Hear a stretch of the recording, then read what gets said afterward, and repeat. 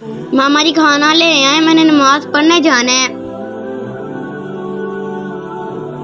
भाई मामा जी ना घर पे नहीं है, साथ वाले हमसायों के घर ना आंटी को बुखार चढ़ा है, वो उसका पता लेने गई हैं। चलो आप ही खाना ला लो।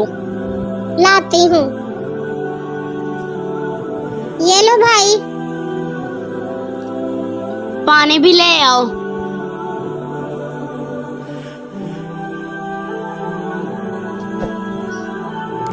ये लो भाई पानी।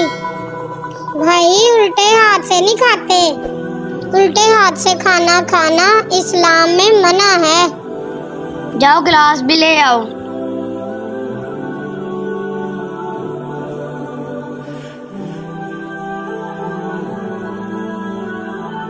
भाई मैंने आगे भी बताया है, उल्टे हाथ से खाना खाना मना है।